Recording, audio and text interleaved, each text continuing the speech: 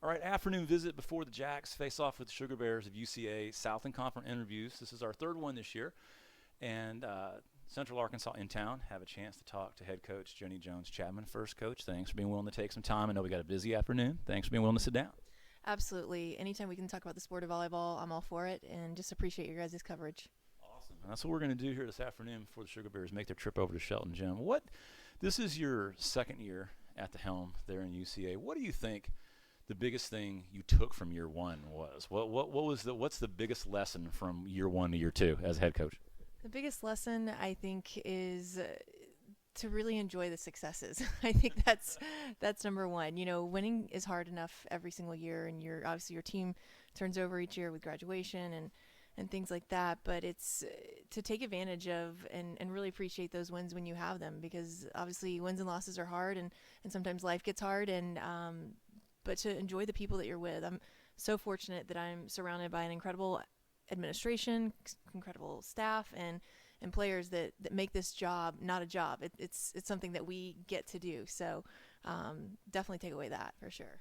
That's awesome. I've seen that hashtag that you've used online. We get to do this. I like that. I like that. You know, before you came to Conway, you did have a lengthy tenure at Missouri State, and then a couple years at Illinois State as an assistant, an associate head coach. What did those years do for you in terms of now how you can relate to your staff? You know, I was fortunate to have not only played under one of the top female coaches in the country, if not the best female coaches in the country, in Mary Wise. So I definitely take a lot of things from my playing years from Mary, and been able to counsel with her over the years. Certainly the staff that I've worked with at Missouri State and also at Illinois State, I've taken bits and pieces from as well. But, you know, people always talk about the head coach, but it's so much is the assistants that work behind the scenes, and the equipment managers. And again, I cannot say enough great things about my staff and who our players get to work with on a day-to-day basis. And that also is our athletic trainer and strength conditioning and academic advising. I mean, those people are really the ones that make it work. I kind of the figurehead. I would say they're the ones that are actually getting it done with our players. So they're the ones that probably should be in this position right here. You make an awesome point. I've thought about that a lot. You know, there's a lot of behind-the-scenes people that make matches and teams go. That's great to throw credibility to them. You know, you mentioned your playing days. You're kind of segueing perfect into what I wanted to ask you. As I kind of looked at this, I kind of made a connection I didn't realize we had. You played with Jen Montoya, the head coach at Incarnate Word, right? I sure did. We called her Ches. We had actually 5 Jennies on our team, and so we all went by nicknames, and Sanchez got shortened to Ches, and so it made a natural fit, and I was JJ. We had several other J names, so it was pretty fun. Jen and I got to talk when Incarnate Word was in, and we were interviewing Autumn Lockley, right here, in fact. So I read in your bio, you're from Alabama. So talk to me a little bit about, we're kind of going backwards and we'll go forwards here in a minute. But so what was that process like? I mean, Southern girl from Alabama getting recruited to go to Florida. How did you make it from Birmingham over to Gainesville? We played club volleyball. We traveled a ton. The high school I played for, Tammy Richardson was our head coach, and she's still coaching in Alabama. And she really did an incredible job of making sure we had exposure literally across the country. I mean, it was pretty rare when we stayed in the state of Alabama to play volleyball. We were in Louisiana. We were all over Tennessee. We were Florida, anywhere and everywhere, to get us the matches and the quality of opponents that we needed to play. So I can't say enough great things about her. And then certainly my club program with Robbie Wilson, and was fortunate enough to be seen by Florida and have an opportunity to go there, and the rest, I guess, is history. You know, I want to, in kind of reading up and prepping, and I did this last year a little bit for the tournament, I read it again, and I guess the only reason why I'll ask this is because clearly you've embraced this. This is on your bio. It mentions that when you're in college that you were diagnosed with Guillain-Barré syndrome, and that you won several Courage Awards for that. To me, what that tells me is that you've been able to use that as an encouragement to athletes that you've worked with since. Would you say that's fair? Yes, to a certain extent. That's something that happened in my past, and it was very significant. It took me out of my playing season, and it was extremely unfortunate. But as a player and as a person, I grew tremendously from that. And they say things happen for a reason, and I think that's absolutely the case. And I learned so much, not only about myself and about my teammates, and truly things that are really important. And it's not something that I force feed down my players' throats by any means. If they want to ask me about it, I'm more than willing to talk with them about it. I've done some speaking engagements to share that experience and that time, but again, that's you mentioned the get to. That's totally where I get that. And again, the staff that I had at Florida and the teammates that I had at Florida were incredible to really help me realize that I get to be here and I get to do this, and now I actually get to walk and I get to do this, and now I get to be back on the court. So you mentioned support staff, both physical support staff, but family and players. And so we'll end kind of the bio part of this with you're recently married. I caught that as we kind of reviewed through the years. Is your husband a volleyball guy? He's becoming a volleyball guy. He played football. Yes, we've got a pretty hefty bet going on right now with some volleyball stuff. But he played football in college, and he's learning the terminology. He hears me say "crush it" a lot. She crushed the ball, and a lot of volleyball terms that I didn't realize I said often that he's picked up on, and he'll use them. He's actually now used them in the right context, so that's pretty good. So he's learning really well. I'm really proud of him. That's great because it's true. Once you're around the sport a long time, you just know what all the vocabulary is, and you start saying that to people they don't know. Let's talk about the team now. One thing that's similar between Central Arkansas and SFA is you're young, a lot of youth. Rachel Sharp, Megan Nash, the only two upperclassmen that have been getting regular playing time for you recently. So lots of freshmen, lots of sophomores, and SFA will feature that tonight. What do you see as one of the specific challenges of having a squad that's that young? I think the continuity, and I think we saw a little bit of that early on in the season and a little bit in the beginning part of the Southland Conference play. But I think youth isn't always a bad thing. I think it's also refreshing. I think it's also can be very exciting and very aggressive. And we've certainly seen that at times, and I think SFA has seen that at times as well. So I think it's just more of a matter of kind of corralling that and getting that going in that right direction. And I'm proud of our freshmen. I'm proud of our sophomores and those younger players. And I can't say enough great things about Megan and Rachel. They were voted captains. Megan, I guess the players would call her kind of the dad on the team. She's the more disciplinary one, whereas Rachel's probably more the mom on the team. And they both have incredibly different leadership styles, but it works really well. And again, I can't say enough great things about both of those two players. We're going to see tonight if player usage holds to form. We're going to see two freshman setters out there on the floor tonight. What would be the one thing you'd say to this point? We're about halfway through. You guys have played 9 conference games. So you're a little halfway through conference. What would you say would be the thing that UCA volleyball has done best to this point? And what is the thing that UCA volleyball has done worst to this point in your mind? Let's see. That's a good question. I think the things that we've done best is, and it may not be results that you would necessarily see in the stat book, but I think our team and program has really done a good job of staying true to what our overall vision is and our overall purpose is for this season. And we see that daily in the gym, and sometimes that translates to matches, and unfortunately sometimes that doesn't. But the mentality and the philosophy of where we're at and where we're continually trying to strive to go, I think is something that's stayed consistent. And it's, we have our ups and downs with that certainly at times, but I'm pleased with that overall. The things that we need the most work on, it's different every single day, right? It could be a communication standpoint. It could be, our serve receive. It could be our block setup. It could be our connection work, which can be a good thing and a bad thing, so it's not always the same glaring thing. But then it's, and that's, I think, where you go back to being that young team, okay, we can raise the standard in this area, but we can't let this area fall. And sometimes we've done that. So that's certainly an area that we need to get a lot more consistent in. Since the time that Central Arkansas has been a member of the Southland Conference, arguably they have had some of the best players the conference has seen. They have seen players like Jessie Hayes come and go, Chloe Smith come and go. There have been Marissa Collins. I'm thinking off the top of my head here. Well, I was saving Schnars for last. But the point is that since the UCA has been in our conference, if you made a list of impact players, UCA would have a ton of them. and you were blessed enough to come into your first year and get to watch Heather Snars hit from the left side, or hit from everywhere on the court. So that's a big change. I mean, obviously, going into last year, we get the ball to her a ton. What kind of adjustment have you had to make offensively, knowing that it would be impossible not to have some measure of offensive letdown from one player like that?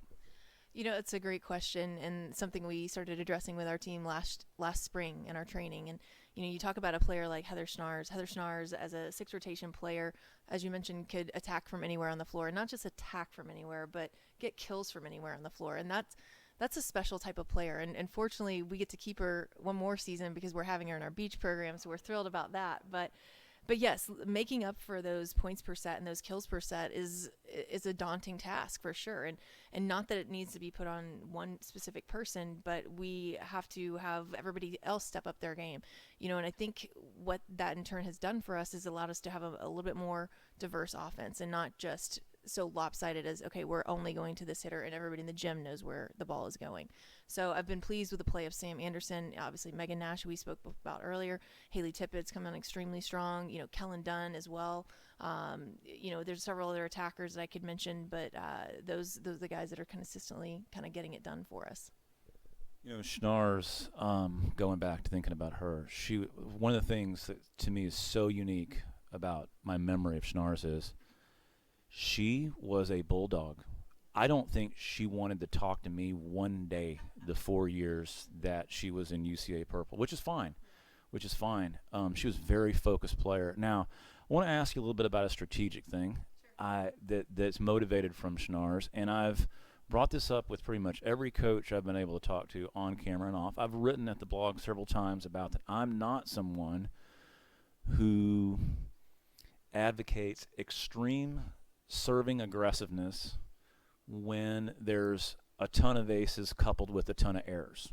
So at times, while Schnars was with you, she would be in the ace leaders in the nation, but also made a fair number of errors. Where do you fit on that? I mean, where is the line that you have to draw as a coach when you have to dial someone back that's high error, high ace, high out of system player? That's a great question. And Heather finished the season last year being ranked 2nd in the country in not only aces per set, but also total service aces.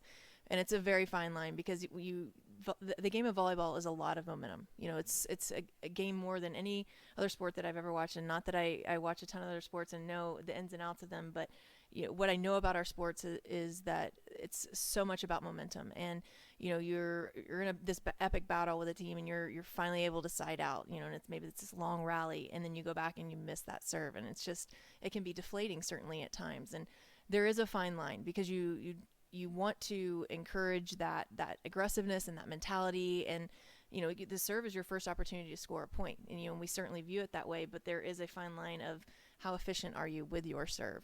There were certainly times that we had to keep Heather down and just basically give her the box of get it in the court, get it between the antennas. But more often than not, we gave her the green light just because, even if it's a close miss or what we call a good miss, you're at least making them think about it, at least making them potentially throw that platform out there to take a risk to potentially play it, because the last thing you want is to get aced on the ball. This is what that's similar to things I've heard before as I've asked that question. We played earlier in the year Earl Roberts, who has a player by the name of Laura Milosh. Oh, you did? Okay, I did. Okay, so you're familiar with Milosh then, and she reminded me in a way that not exactly the same body style as Heather, but as far as hitting from anywhere on the floor and big serve. Right, and we talked about her then, and what Debbie said to me was similar to what you said, which is the reason why I wouldn't dial her back that much is because in the opponent's mind, we can always go on a run. And the defense has always got, the receivers have always got to have that mentality of, we're 2 clicks away from that. I mean, would you think that's legit? Absolutely. Just the threat or the thought of that. I mean, that's a player that you have to spend time in your practice gym preparing for in your serve receive. I mean, there's some other players in our conference that have a little different serve, and whether that's a jump top or maybe they have a jump float that's got a bit of a right to left drop, or some significant short type of serve. when you have to prepare specifically for that opponent, I mean, you become a threat, and so I think that was just another area for Heather Snars that, she was definitely a threat in pretty much all facets of the game. That's a good point. You brought up different serves. Talked to Peyton Redmond, our sixth rotation outside, about that last week, and we mentioned one of the gals at Incarnate Word, named Madison Williams. She's a setter. She's got kind of a side spinning serve to it, where she hits the ball off center. Now, she went away from it against us, but that's what I thought of when you said that. Let me ask you this. I went back and looked at this. There is definitively a culture of winning at UCA, right? I mean, SFA and UCA have had great battles through the years, but what folks may not know is since 2008 that UCA has either been first or second in the conference standings. You can go back. We had split East-West at one time. First or second for all those years in a row. What do you have to do to maintain that? Obviously, that helps with recruiting. I mean, you've picked a couple players out of our backyard here in Tyler. But what do you have to do as second-year head coach to keep that plane flying that high?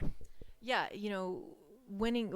I've been told by a lot of experienced coaches over the years that, winning once and getting there and winning a championship or going to the NCAA tournament, that's the easy part. It's getting there and staying there that's the hard part. And as a player, you don't ever really see it that way because you just expect to win and be good every year. But as a coach, you get how hard that is every year because you're competing against literally everybody. And, the situation that we as our staff came into with this program, having Heather Snars, and talking with Dr. Teague, I said, we're going to be fine in our first year. We have the Heather Snars factor. And I said, I don't know if you really know what that means. and it's hard to have that in our sport. Sometimes that's, if she were playing a middle or if she were in a libero position, which obviously libero is a non-point scoring position, even though that person may be one of the best in the country at that position, they're not going to win championships for you.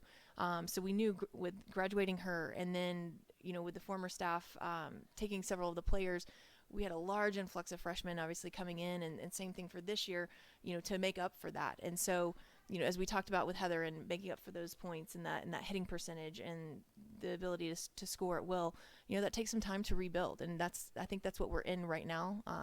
It's not reloading yet. It's definitely rebuilding, but I'm definitely excited to finish out this year on the most positive and strong note that we can, and then just continue to build on top of that.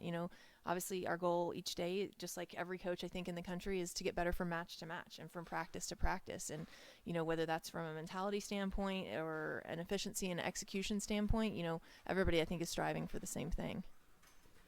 Last, I want to ask you about the concept of home court advantage. We've seen a trend in NCAA volleyball, especially in mid-majors, to if they have small gyms to pack it in.